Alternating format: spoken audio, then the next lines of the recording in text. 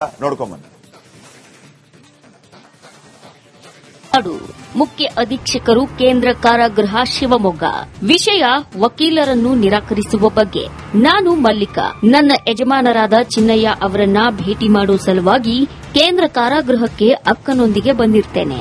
ನನ್ನ ಗಂಡನೊಂದಿಗೆ ಮಾತನಾಡೋ ಸಂದರ್ಭದಲ್ಲಿ ಕೆಲವು ವಿಷಯಗಳನ್ನ ತಿಳಿದುಕೊಂಡಾಗ ಇದೇ ತಿಂಗಳು ನವೆಂಬರ್ 10, 2025ರಂದು ವಕೀಲರೊಬ್ಬರು ಬಂದು ನನ್ನ ಗಂಡನಿಂದ ವಕಾಲತ್ತುಗಳಿಗೆ ಸಹಿ ಮಾಡಿಸಿಕೊಂಡು ಹೋಗಿದ್ದು ತಿಳಿಸಿದ್ದು, ನನ್ನ ಗಂಡ ನಾನು ಕಳುಹಿಸಿದ ವಕೀಲರು ಅಂತ ಭಾವಿಸಿ ಸಹಿ ಮಾಡಿದ್ದು ಅಂತ ಹೇಳಿದ್ದಾರೆ. ಆದ್ರೆ ನಾನು ಯಾವ ವಕೀಲರನ್ನು ಕಳುಹಿಸದೆ ಇದ್ದು ಇದು ಯಾರೋ ಉದ್ದೇಶಪೂರ್ವಕ ಮೋಸ ಮಾಡೋ ಸಲುವಾಗಿ ಸಹಿ ಪಡೆದಿರುತ್ತಾರೆ. ಹಾಗಾಗಿ ಈ ಮೂಲಕ ನಾವು ವಿನಂತಿಸಿಕೊಳ್ಳುವುದು ಏನಂದ್ರೆ, ನನ್ನ ಗಂಡನಿಂದ ಸಹಿ ಪಡೆದ ವಕೀಲರನ್ನ ಪರಿಗಣನೆಗೆ ತೆಗೆದುಕೊಳ್ಳಬಾರದು ಹಾಗೂ ಮುಂದಿನ ದಿನಗಳಲ್ಲಿ ಈಗ ಮಾಡಿದ ಸಹಿಯನ್ನ ಅವರು ದುರುಪಯೋಗ ಪಡಿಸೋ ಅವಕಾಶವಿದ್ದು, ಅಂತ ಸಂದರ್ಭದಲ್ಲಿ ಅದನ್ನ ಹಾಗೂ ವಕೀಲರನ್ನ ನಿರಾಕರಿಸಬೇಕು ಎಂದು ಕೇಳಿಕೊಳ್ಳುತ್ತೇನೆ. ಗೌರವದೊಂದಿಗೆ ಮಲ್ಲಿಕಾ. ಸ್ಥಳ ಶಿವಮೊಗ್ಗ. ದಿನಾಂಕ 14/11/2025. ನೋಡ್ಕೊಂಬನ್ನಿ. ಮುಖ್ಯ ಅಧೀಕ್ಷಕರು ಕೇಂದ್ರ ಕಾರಾಗೃಹ ಶಿವಮೊಗ್ಗ. ವಿಷಯ ವಕೀಲರನ್ನು ನಿರಾಕರಿಸುವ ಬಗ್ಗೆ. ನಾನು ಮಲ್ಲಿಕಾ ನನ್ನ ಯಜಮಾನರಾದ ಚಿನ್ನಯ್ಯ ಅವರನ್ನ ಭೇಟಿ ಮಾಡುವ ಸಲುವಾಗಿ ಕೇಂದ್ರ ಕಾರಾಗೃಹಕ್ಕೆ ಅಕ್ಕನೊಂದಿಗೆ ಬಂದಿರ್ತೇನೆ. ನನ್ನ ಗಂಡನೊಂದಿಗೆ ಮಾತನಾಡೋ ಸಂದರ್ಭದಲ್ಲಿ ಕೆಲವು ವಿಷಯಗಳನ್ನ ತಿಳಿದುಕೊಂಡಾಗ ಇದೇ ತಿಂಗಳು ನವೆಂಬರ್ 10, 2025ರಂದು ವಕೀಲರೊಬ್ಬರು ಬಂದು ನನ್ನ ಗಂಡನಿಂದ ವಕಾಲತ್ತುಗಳಿಗೆ ಸಹಿ ಮಾಡಿಸಿಕೊಂಡು ಹೋಗಿದ್ದು ತಿಳಿಸಿದ್ದು, ನನ್ನ ಗಂಡ ನಾನು ಕಳುಹಿಸಿದ ವಕೀಲರು ಅಂತ ಭಾವಿಸಿ ಸಹಿ ಮಾಡಿದ್ದು ಅಂತ ಹೇಳಿದ್ದಾರೆ. ಆದ್ರೆ ನಾನು ಯಾವ ವಕೀಲರನ್ನು ಕಳುಹಿಸದೆ ಇದ್ದು ಇದು ಯಾರೋ ಉದ್ದೇಶಪೂರ್ವಕ ಮೋಸ ಮಾಡೋ ಸಲುವಾಗಿ ಸಹಿ ಪಡೆದಿರುತ್ತಾರೆ. ಹಾಗಾಗಿ ಈ ಮೂಲಕ ನಾವು ವಿನಂತಿಸಿಕೊಳ್ಳುವುದು ಏನಂದ್ರೆ, ನನ್ನ ಗಂಡನಿಂದ ಸಹಿ ಪಡೆದ ವಕೀಲರನ್ನ ಪರಿಗಣನೆಗೆ ತೆಗೆದುಕೊಳ್ಳಬಾರದು ಹಾಗೂ ಮುಂದಿನ ದಿನಗಳಲ್ಲಿ ಈಗ ಮಾಡಿದ ಸಹಿಯನ್ನ ಅವರು ದುರುಪಯೋಗ ಪಡಿಸೋ ಅವಕಾಶವಿದ್ದು, ಅಂತ ಸಂದರ್ಭದಲ್ಲಿ ಅದನ್ನ ಹಾಗೂ ವಕೀಲರನ್ನ ನಿರಾಕರಿಸಬೇಕು ಎಂದು ಕೇಳಿಕೊಳ್ಳುತ್ತೇನೆ. ಗೌರವದೊಂದಿಗೆ ಮಲ್ಲಿಕಾ. ಸ್ಥಳ ಶಿವಮೊಗ್ಗ.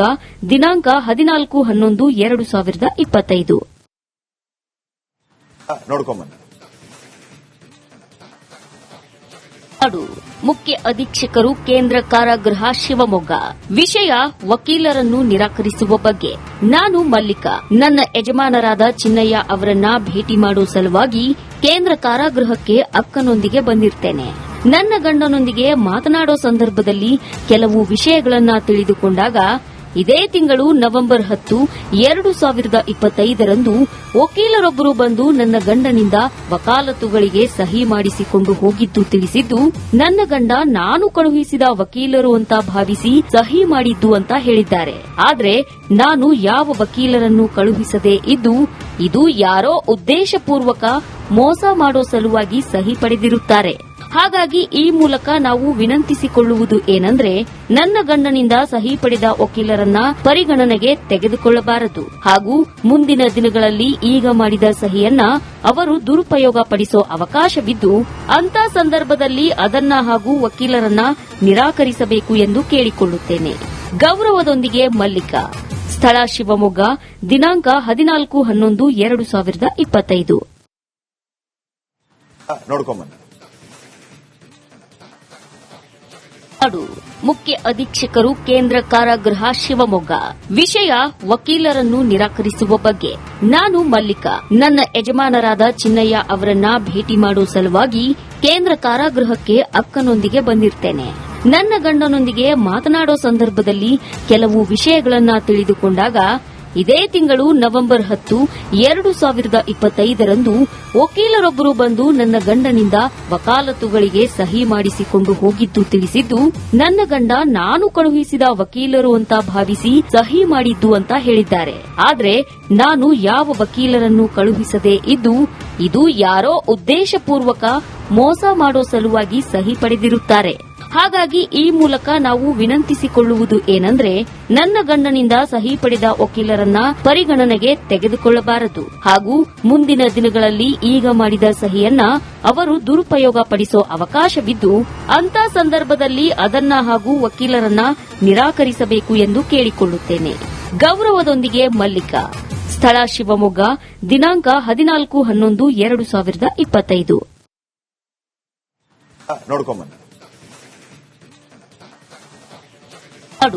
ಮುಖ್ಯ ಅಧೀಕ್ಷಕರು ಕೇಂದ್ರ ಕಾರಾಗೃಹ ಶಿವಮೊಗ್ಗ. ವಿಷಯ ವಕೀಲರನ್ನು ನಿರಾಕರಿಸುವ ಬಗ್ಗೆ.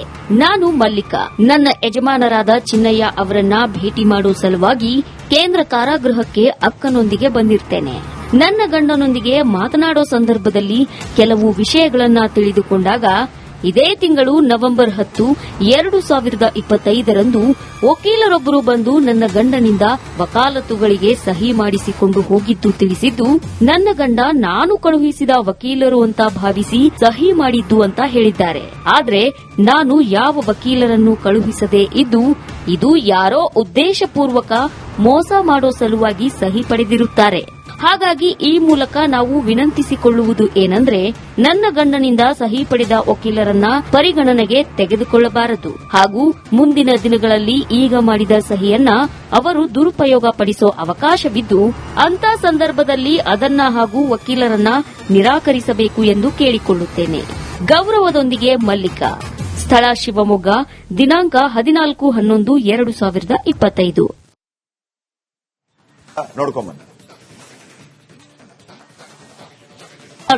ಮುಖ್ಯ ಅಧೀಕ್ಷಕರು ಕೇಂದ್ರ ಕಾರಾಗೃಹ ಶಿವಮೊಗ್ಗ. ವಿಷಯ ವಕೀಲರನ್ನು ನಿರಾಕರಿಸುವ ಬಗ್ಗೆ. ನಾನು ಮಲ್ಲಿಕಾ ನನ್ನ ಯಜಮಾನರಾದ ಚಿನ್ನಯ್ಯ ಅವರನ್ನ ಭೇಟಿ ಮಾಡುವ ಸಲುವಾಗಿ ಕೇಂದ್ರ ಕಾರಾಗೃಹಕ್ಕೆ ಅಕ್ಕನೊಂದಿಗೆ ಬಂದಿರ್ತೇನೆ. ನನ್ನ ಗಂಡನೊಂದಿಗೆ ಮಾತನಾಡೋ ಸಂದರ್ಭದಲ್ಲಿ ಕೆಲವು ವಿಷಯಗಳನ್ನ ತಿಳಿದುಕೊಂಡಾಗ ಇದೇ ತಿಂಗಳು ನವೆಂಬರ್ 10, 2025ರಂದು ವಕೀಲರೊಬ್ಬರು ಬಂದು ನನ್ನ ಗಂಡನಿಂದ ವಕಾಲತ್ತುಗಳಿಗೆ ಸಹಿ ಮಾಡಿಸಿಕೊಂಡು ಹೋಗಿದ್ದು ತಿಳಿಸಿದ್ದು, ನನ್ನ ಗಂಡ ನಾನು ಕಳುಹಿಸಿದ ವಕೀಲರು ಅಂತ ಭಾವಿಸಿ ಸಹಿ ಮಾಡಿದ್ದು ಅಂತ ಹೇಳಿದ್ದಾರೆ.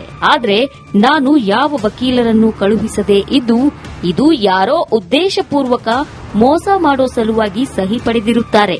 ಹಾಗಾಗಿ ಈ ಮೂಲಕ ನಾವು ವಿನಂತಿಸಿಕೊಳ್ಳುವುದು ಏನಂದ್ರೆ, ನನ್ನ ಗಂಡನಿಂದ ಸಹಿ ಪಡೆದ ವಕೀಲರನ್ನ ಪರಿಗಣನೆಗೆ ತೆಗೆದುಕೊಳ್ಳಬಾರದು ಹಾಗೂ ಮುಂದಿನ ದಿನಗಳಲ್ಲಿ ಈಗ ಮಾಡಿದ ಸಹಿಯನ್ನ ಅವರು ದುರುಪಯೋಗ ಪಡಿಸೋ ಅವಕಾಶವಿದ್ದು, ಅಂತ ಸಂದರ್ಭದಲ್ಲಿ ಅದನ್ನ ಹಾಗೂ ವಕೀಲರನ್ನ ನಿರಾಕರಿಸಬೇಕು ಎಂದು ಕೇಳಿಕೊಳ್ಳುತ್ತೇನೆ.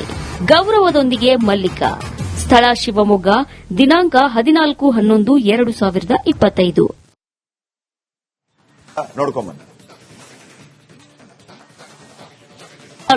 ಮುಖ್ಯ ಅಧೀಕ್ಷಕರು ಕೇಂದ್ರ ಕಾರಾಗೃಹ ಶಿವಮೊಗ್ಗ.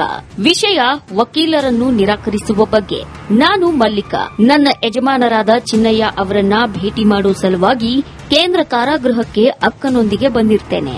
ನನ್ನ ಗಂಡನೊಂದಿಗೆ ಮಾತನಾಡೋ ಸಂದರ್ಭದಲ್ಲಿ ಕೆಲವು ವಿಷಯಗಳನ್ನ ತಿಳಿದುಕೊಂಡಾಗ ಇದೇ ತಿಂಗಳು ನವೆಂಬರ್ 10, 2025ರಂದು ವಕೀಲರೊಬ್ಬರು ಬಂದು ನನ್ನ ಗಂಡನಿಂದ ವಕಾಲತ್ತುಗಳಿಗೆ ಸಹಿ ಮಾಡಿಸಿಕೊಂಡು ಹೋಗಿದ್ದು ತಿಳಿಸಿದ್ದು, ನನ್ನ ಗಂಡ ನಾನು ಕಳುಹಿಸಿದ ವಕೀಲರು ಅಂತ ಭಾವಿಸಿ ಸಹಿ ಮಾಡಿದ್ದು ಅಂತ ಹೇಳಿದ್ದಾರೆ.